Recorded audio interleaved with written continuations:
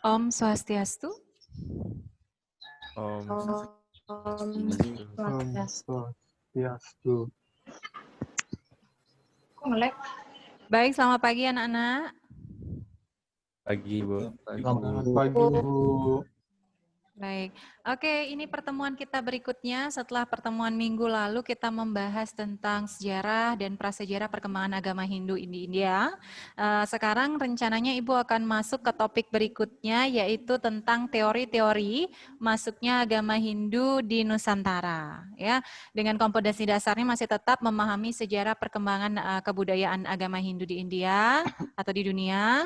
Kemudian topik kita hari ini adalah teori-teori masuknya agama Hindu ke Indonesia. Juga nanti akan topik berikutnya juga akan Ibu tampilkan beberapa bukti-bukti monumental dari perkembangan kebudayaan dari prasejarah dan sejarah agama Hindu di Indonesia. Oke, Nana? Ya, bisa dipahami? Bisa, Bu. Baik, terima kasih. Bisa, Sebelum Bu. memulai pembelajaran, kita akan memulai dengan doa dulu, nggih. Mohon untuk ketua kelas. Nggak ada, Bu. Oke, Dedi Sugiartana aja pimpin doanya, nggih. Silakan. Sebelum kita mulai kegiatan pembelajaran hari ini, mari kita berdoa sesuai kepercayaan dan agama masing-masing. Berdoa dimulai.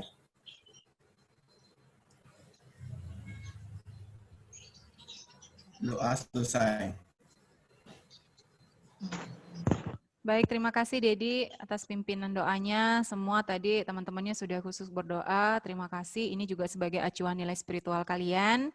Kemudian sebelum pemaparan materi berikutnya, Ibu akan tampilkan video tentang teori masuknya agama Hindu di Nusantara. Silakan kalian lihat, kalian simak dengan baik. Ibu akan mulai share screen. Video ini hanya berdurasi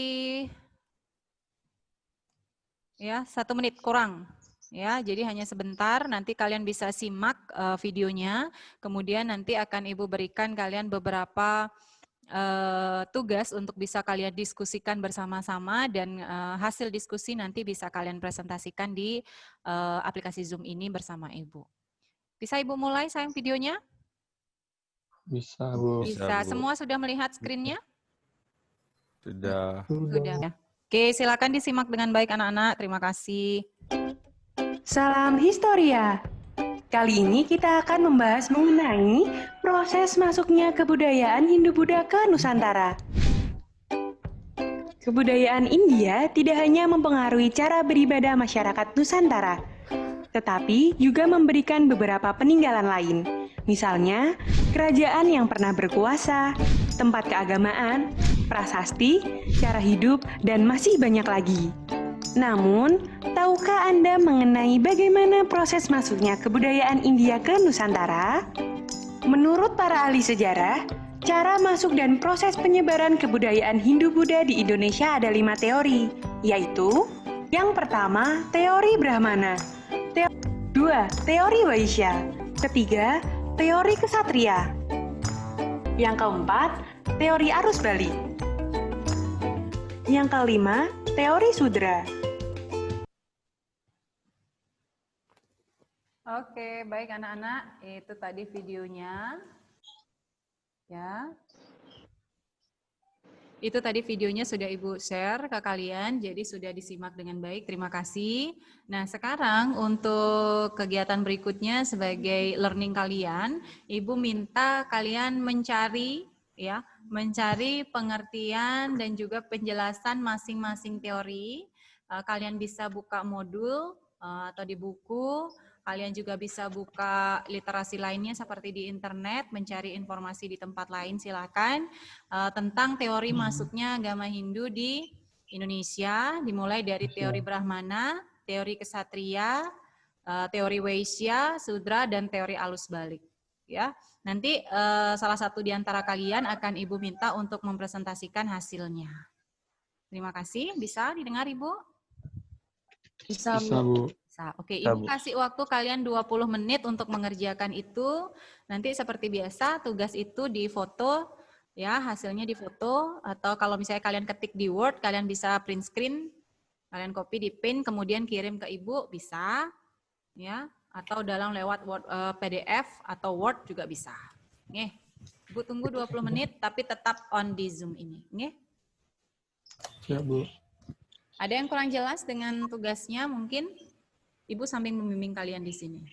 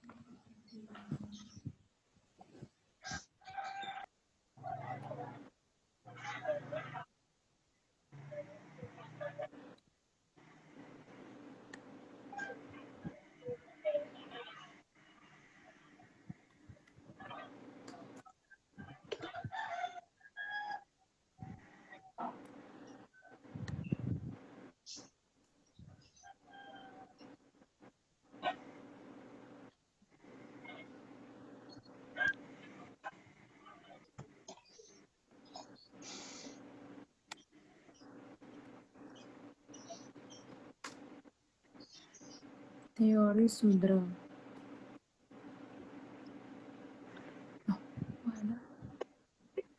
Ganteng kali Kino. Atau bisa didiskusikan ke temennya yang misalnya nggak dapat, misalnya saya bingung di teori sudra, mungkin bisa dibantu dengan temannya mencari. Kalian bisa diskusi di aplikasi Zoom ini, kalian bisa bertanya ke ibu juga sambil kalian mengcollecting data, sambil kalian mengumpulkan informasi mengenai apa itu Brahmana, teori Brahmana, ya betul dah, teori kesatria, teori Waisya, arus balik, dan sampai pada teori sutra. Selamat pagi, Bu. Selamat pagi, Rian. Bagaimana kabar? Baru bisa Baik, join? Bu. Nih, terima kasih. Baru, Bu. Ya, silakan dulu dikerjakan diskusinya.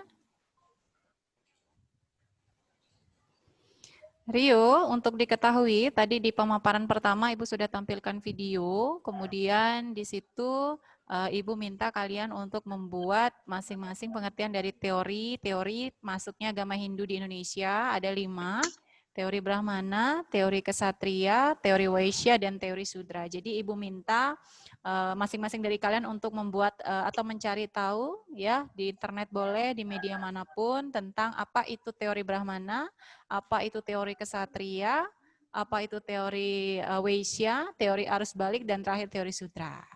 Paham Rio? Oke Bu, paham Bu. Ya, silakan dicari. Ibu masih ada waktu, silakan. Kemudian Windarto yang baru bergabung, selamat pagi nak. Iya, pembelajaran sudah kita lewati kurang lebih 20 menit. Kurang lebih sudah 20 menit berjalan. Jadi di sini Ibu tadi sudah tampilkan sedikit tidaknya video, ya Ibu ulas kembali video mengenai teori masuknya. Nah di situ dalam permasalahan video itu diminta untuk kalian menjelaskan lagi, mencari tahu tentang teori-teori masuknya agama Hindu di Indonesia, dari teori Brahmana, Waisya, Kesatria, Sudra, dan teori arus balik. Silahkan dicari. Kemudian seperti biasa tugasnya boleh diketik di Word, boleh ditulis tangan, kemudian difoto kirim ke Ibu, karena nanti akan kita presentasikan juga di aplikasi Zoom ini. Paham Windarta? Paham Bu. Ya. Ya.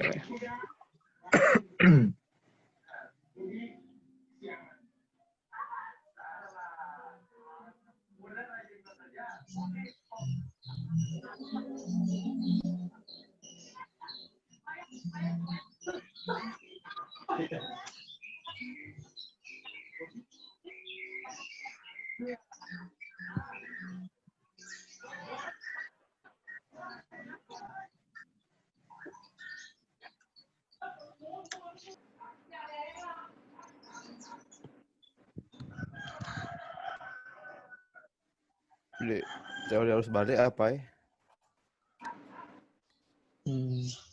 Ada yang tahu nggak? Arus balik itu Arusnya dibalik. Gini.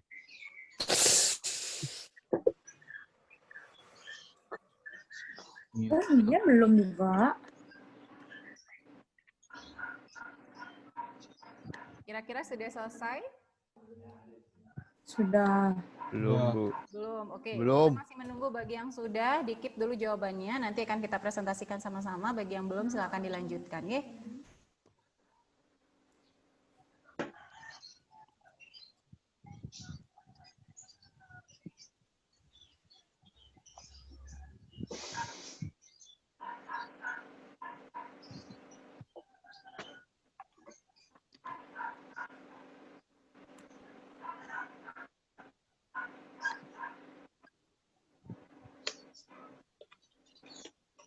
Ampun. Ampun. Ampun. Sampun, Bu. Nggih, kalau sampun, Ibu minta satu persatu di antara kalian untuk mempresentasikan supaya tidak langsung semuanya, satu orang satu teori ya. Ibu coba ya.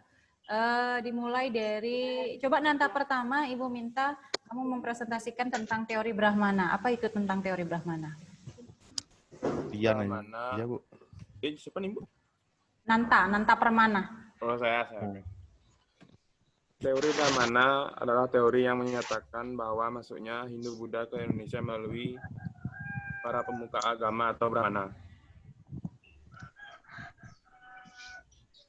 Ya, itu saja. Ya Bu, itu aja. Iya, bagus sekali. Mungkin yang lain ada yang mau menambahkan dulu tentang teori Brahmana?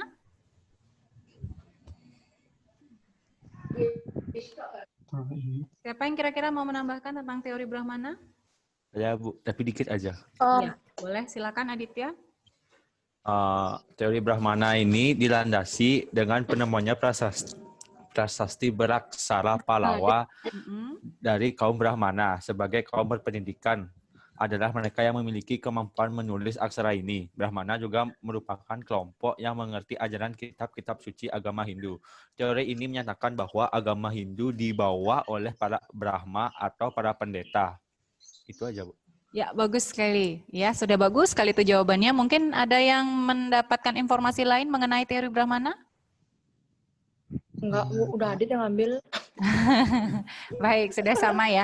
Ya, itulah teori Brahmana ya. Teori ini dikemukakan oleh J.C. Van Leur ya, berisi bahwa kebudayaan Hindu kita itu dibawa oleh orang-orang Brahmana ya, di mana para Brahmana ini diundang oleh ketua suku ya atau kepala suku supaya dapat mengesahkan atau melegitimasi ya investitur atau kekuasaan mereka sebagai seorang raja. Ini awal mulanya kenapa bisa para Brahmana membawa agama Hindu masuk ke Nusantara. Ya, diawali dari seorang raja. Karena ketika pengukuhan seorang raja itu tidak akan sah jika tidak seorang Brahmana yang mengesahkan. Nah, ketika seorang Brahmana itu datang untuk mengesahkan satu kekuasaan kerajaan, Brahmana ini juga sekalian menyebarkan agama Hindu. Inilah teori yang diungkapkan sebagai teori Brahmana yang dikemukakan oleh J.C. Van Leur. Sekiranya bisa dipahami? Bisa, Bu. Baik, Ibu lanjutkan untuk teori yang kedua, teori kesatria. Mungkin bisa dari Natendra, coba jelaskan.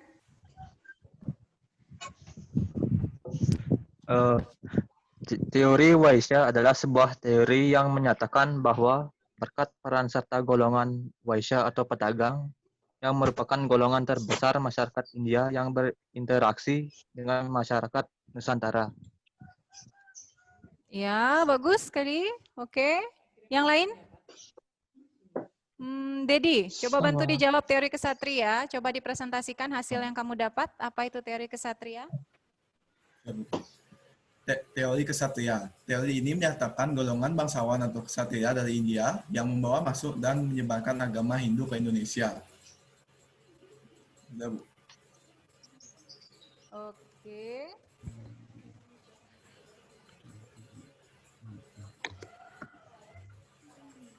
Bagus jawaban dari Dedi. Oke, yang lain? Mungkin ada yang bisa membantu tentang teori? Ada yang mau mempresentasikan lagi? Danendra, mungkin teori kesatria? Ya, Bu. Ya. Teori kesatria. Teori ini menyatakan golongan bangsawan atau kesatria dari India yang membawa masuk dan menyebarkan agama Hindu ke Nusantara. Oke, bagus sekali. Bagus sekali jawaban kalian semua, sudah sangat-sangat bagus ya. Ibu jelaskan sedikit tentang teori kesatria. Ya, teori kesatria ini dikemukakan oleh FDK Box ya atau C.C. Birch, berisi bahwa agama Hindu dibawa oleh kaum kasta kesatria, raja atau pangeran, ya, yang melarikan diri ke Indonesia karena kalah perang atau kekacauan politik yang ada di India pada saat itu. Ya, di Indonesia sendiri mereka mendirikan kerajaan, ya, mendirikan kerajaan, kemudian dengan bantuan masyarakat di sekitar, dan karena kedudukannya sebagai raja, maka penduduk sekitar mengikuti apapun yang dianut oleh rajanya, termasuk rajanya menganut agama Hindu. Ini salah satu teori yang dikemukakan oleh FDK Box dan C.C. Birch tentang bahwa orang-orang kaum kesatria lah yang membawa agama Hindu ke Indonesia. Ya, namun anak-anak seperti diketahui teori kesatria ini ada kelemahannya. Ya, ada kelemahan dari teori ini. Yang pertama, kalangan kesatria itu tidak paham tentang agama dan hanya mengurusi pemerintahan. Jadi terkesan teori ini seperti dibantahkan bahwa agama tidak bisa berkembang baik karena kan banyak raja-raja yang hanya bisa atau mengerti tentang bagaimana cara memerintah, bukan menyebarkan agama. Kemudian adanya ketidakmungkinan seorang pelarian mendapat kepercayaan. Nah, ini teori ini juga bisa dibantahkan. Ya, teori ini bisa dibantahkan karena terkadang seseorang yang melakukan pelarian atau seorang raja melakukan pelarian ke Indonesia bisa jadi tidak dipercayai oleh orang-orang Indonesia itu sendiri. Kenapa dia bisa melaksanakan pelarian? Mungkin dia seorang pengkhianat dan lain sebagainya. Jadi teori ini juga bisa dibantahkan ya. Kemudian yang ketiga, itu bukti arkeologis menunjukkan bahwa raja di Indonesia adalah raja asli orang Indonesia. Jadi bukanlah dari India. Jadi ini adalah satu teori, yaitu teori kesatria yang dibawa dikemukakan oleh FDK Bos dan Sisebers ini ada kelemahannya. Jadi tidak sepenuhnya benar itu adalah kaum raja atau pangeran yang melarikan diri dari India. Karena ada beberapa bukti arkeologis yang menyatakan bahwa raja-raja kita di Indonesia ya, dari yang kita temukan dari Kutai, Tarumanagara, Jawa Tengah dan lain sebagainya itu raja-raja yang memang asli orang Indonesia. Gitu ya. Ya. Itu tentang teori kesatria gimana? Ada pertanyaan dulu? Sampai di teori kesatria? Sudah paham sekiranya, Nana? Sudah, Bu. Sudah. Oke, kita lanjutkan ke teori Waisya. Ibu minta, ya Chandra belum ya? Ayu Chandra ya? Waisya, Bu ya. Iya, coba Ayu Chandra. Teori ini dikemukakan Waisya. oleh Profesor Dr. N.J. Krom. Dia mengatakan jika proses masuknya kebudayaan Hindu-Buddha melalui hubungan dagang antara India dan Nusantara. Kaum Waisya yang berdagang ke Nusantara mengikuti angin musim. Jika angin musim tidak memungkinkan, akan kembali. Saat tiba Nusantara, misalnya mereka akan menetap sementara waktu, sekitar 6 bulan. Selama menetap, mereka memanfaatkan untuk menyebarkan kebudayaan Hindu di Hindu dan Buddha. Itu, Mbak. Bagus sekali Chandra penjelasannya. Kemudian coba Windarta bisa presentasiin tentang teori Waisya. Apa informasi yang kamu dapatkan tentang teori Waisya?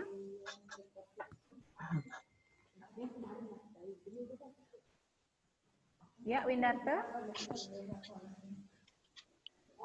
Bentar, Bu. Sudah siap untuk mempresentasikan?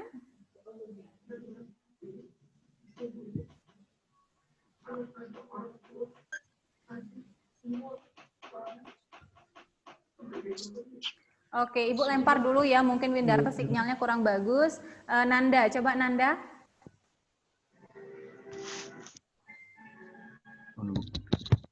Teori Waisya. Teori ini menyatakan bahwa agama Hindu masuk ke Indonesia dibawa oleh para pedagang atau golongan Waisya.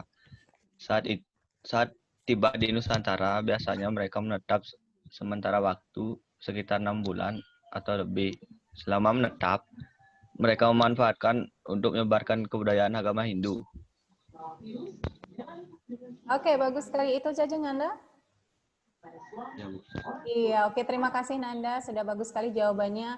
Rio mungkin punya informasi tentang teori Waisya, bisa dipresentasikan ke teman-temannya.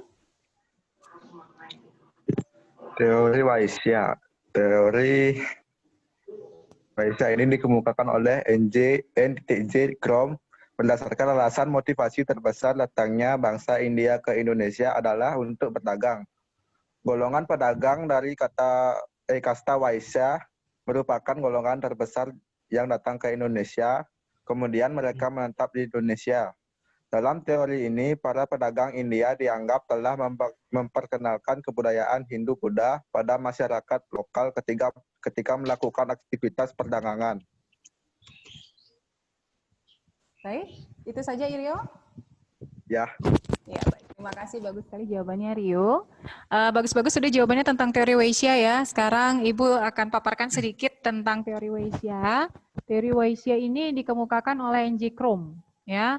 Dinyatakan bahwa ada kedatangan para pedagang India yang singgah bahkan sampai menetap di Indonesia, bahkan sampai menikah dengan orang-orang yang ada di Indonesia. Jadi teori ini menyatakan bahwa penyebaran agama Hindu dimulai dari proses pernikahan atau penggabungan kebudayaan yang ada datang dari pedagang India ke Indonesia.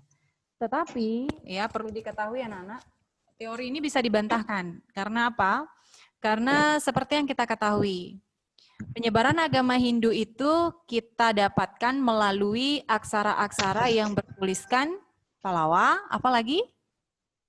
Jawa kuna, iya, Sanskerta. Nah, bahasa-bahasa itu hanya dipahami oleh para kaum mana. Jadi teori Mana. Weissia ini bisa dibantahkan karena kurang lebih tidak bisa dipercayai ketika teori Weissia atau para pedagang inilah yang menyebarkan agama Hindu. Mungkin bisa jadi mereka menyebarkan agama Hindu dengan menikah, kemudian setelah menikah melanjutkan keturunan secara tidak langsung ya, karena agama Hindu itu menganut sistem patrialisme, secara tidak langsung anak-anak atau keturunannya mengikuti agama yang dianut oleh ayahnya. Jadi penyebaran agama Hindu dari teori Weissia ini lebih daripada melanjutkan keturunan karena adanya akulturasi budaya dari pedagang yang datang dari India, menetap dan akhirnya melanjutkan keturunan di Indonesia.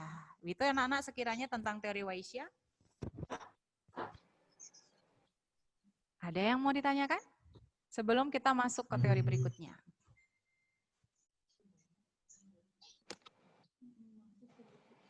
Sudah? Iya, kita lanjutkan ke teori Sudra. Aditya Mardana mungkin bisa dipresentasikan informasi yang didapat mengenai teori Sudra. Teori Sudra.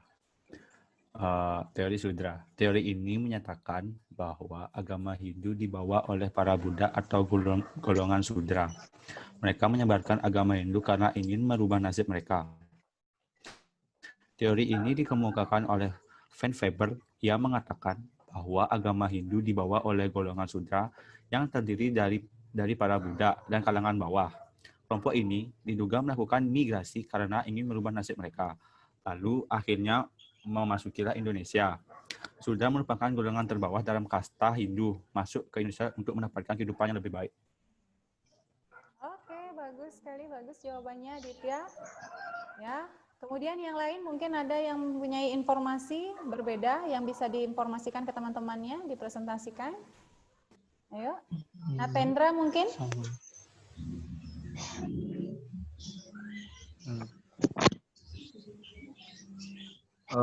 Teori Sudra. Teori ini menyatakan bahwa diawali oleh para kaum Sudra atau Buddha yang berimigrasi ke wilayah Nusantara untuk menyebarkan agama Hindu atau Buddha. Oke, itu aja jawabannya Natendra, presentasinya. Ya, Bu. Iya, terima kasih Natendra. Jawabannya juga sudah bagus. Di sini Ibu sedikit ya memberikan informasi kepada kalian tentang teori Sudra. Teori Sudra itu dikemukakan oleh Van Faber, betul tadi yang dikatakan Aditya. Agama Hindu dibawa oleh para orang buangan atau yang disebut dengan kasta Sudra, yang disebut juga dengan tawanan perang yang pada akhirnya dibuang dari India ke Nusantara. Ya, ini paham yang dikemukakan oleh Van Faber. Tetapi teori ini lemah, ya. Teori ini lemah karena pada dasarnya kebudayaan agama Hindu itu merupakan kebudayaan yang tinggi, yang bahkan tidak bisa dipelajari atau bahkan tidak sampai dipelajari oleh orang-orang tawanan. Jadi teori ini bisa disebut lemah karena tidak bisa orang-orang buangan atau yang bersifat tawanan perang ini menyebarkan agamanya. Ya, jadi kan seperti tadi yang disebutkan oleh Aditya juga Natendra, orang-orang ini menganut agama Hindu untuk memperbaiki gimana keadaan hidupnya, begitu ya. Berarti sepertinya bukan dia yang menganut agama Hindu, tetapi ketika dia sampai di Nusantara, dia yang mengikuti agama Hindu, bukan yang membawa agama Hindu. Jadi teori ini sangat lemah dan mampu dibantahkan karena cakupan warna dalam kebudayaan Hindu itu tidak ada, ya, tidak ada di Bali, tidak ada di Indonesia, ya. Jadi tidak ada orang buangan, tidak ada orang tawanan, kita statusnya sama sebagai masyarakat atau sebagai makhluk ciptaan Tuhan. Begitu sekiranya teori Sudra. Ya. Kurang dipahami atau sampun?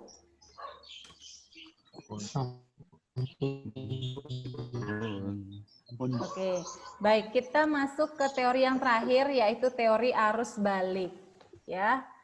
Mungkin siapa bisa mempresentasikan? Silakan angkat tangan. Atau raise hand. Jeng jeng jeng. Ya. Danendra. Serius sekali wajahnya. Ayo, gimana teori arus balik? teori arus balik. Dalam teori arus balik, ini menyatakan bahwa orang Nusantara yang sengaja datang ke India untuk berziarah dan belajar agama Hindu-Buddha. Setelah kembali ke Nusantara, mereka menyebarkan ajaran Hindu-Buddha ke masyarakat Nusantara. Itu dia, Bu.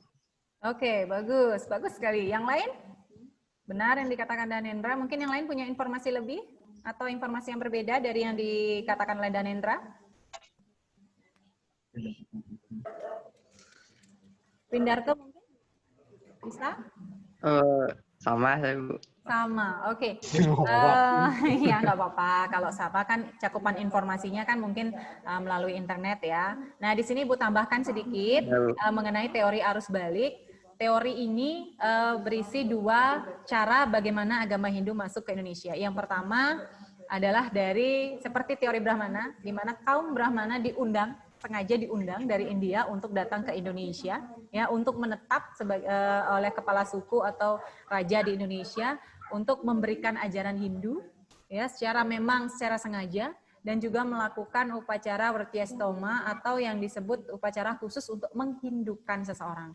Dan kalau zaman sekarang disebut Sudiwadani ya, tahu Sudiwadani? Upacara pemberkatan ketika seseorang masuk agama Hindu. Jadi ketika menghindukan seseorang yang di luar agama Hindu, dalam puja sawanya disebut dengan Wertyastoma. Nah, ini cara yang pertama dari teori arus balik. Kemudian teori arus balik yang kedua adalah para raja di Indonesia itu sengaja datang ke India, pergi ke India untuk mempelajari agama Hindu, kemudian balik lagi ke Indonesia, ya, kemudian mengajarkan agama Hindu yang sudah dia pelajari sebelumnya di India. Nah, ini teori arus balik, ya.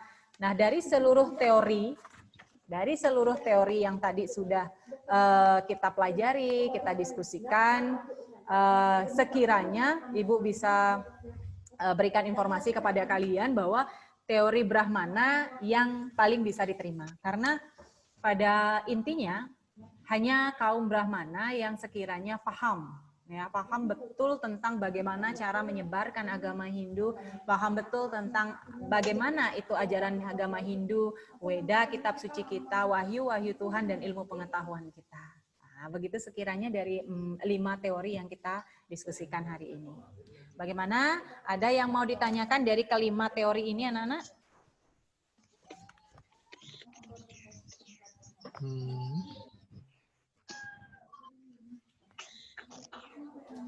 Mungkin kalian bertanya-tanya ya, apa lagi sih Bu dari teori Brahmana yang membuat kok bisa teori Brahmana lebih menonjol daripada teori yang lainnya?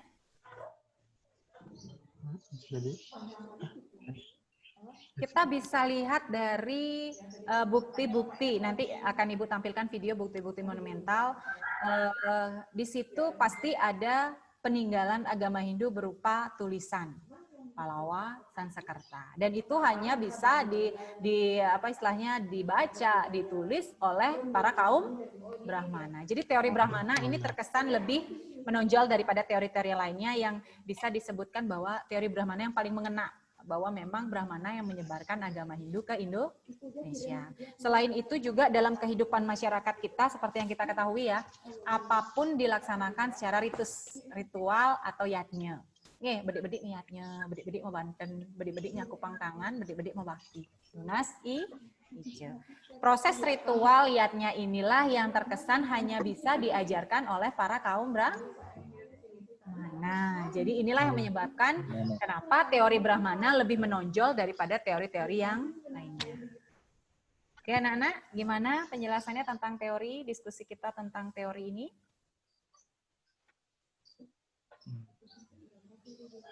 Sudah paham?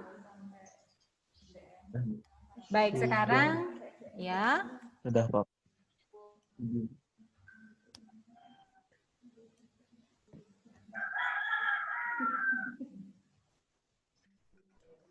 Sekarang Ibu minta kalian salah satu, sebelumnya Ibu minta bantuan untuk menyimpulkan kegiatan pembelajaran kita kali ini. Mungkin Ibu bisa minta ke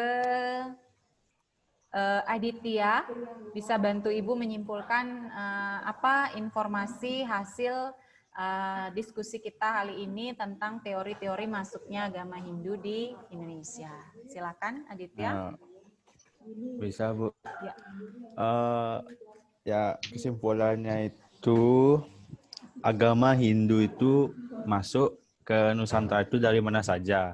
Yang pertama itu dari jalur teori Brahmana. Nah, dari teori Brahmana itu saya mendapat kesimpulan kalau misalnya itu para Brahmana itu memang ingin menyebarkan agama Hindu. Lalu dari teori kesatria, teori ini bisa dibilang kurang valid gitu loh. Soalnya kan yang pergi itu kesatria. Nah, kesatria itu tidak terlalu mengerti tentang agamanya dia sendiri. Nah, yang ketiga itu ada teori Waisya. Teorinya itu mengatakan bahwa para pedaganglah yang membawa agama Hindu ke Indonesia. Lalu terjadilah perkawinan atau apalah itu di Nusantara. Yang keempat itu ada teori Sudra. Teorinya itu dibilang juga kurang valid gitu loh. Soalnya teorinya ini mengatakan bahwa para Buddha atau tahanan perang itu melarikan diri dari India ke Nusantara. Lalu dengan sengaja mengubah agamanya untuk mendapatkan derajat yang lebih baik di tempat terbarunya. Lalu yang terakhir itu ada teori arus balik. Nah, teori ini dijelaskan itu bahwa orang-orang asli Indonesia itu pergi ke India untuk belajar agama Hindu dan memahaminya. Lalu balik lagi ke Indonesia untuk menyebarkannya ke keluarganya atau kerabat-kerabat terdekatnya. Itu aja sih menurut saya, Bu.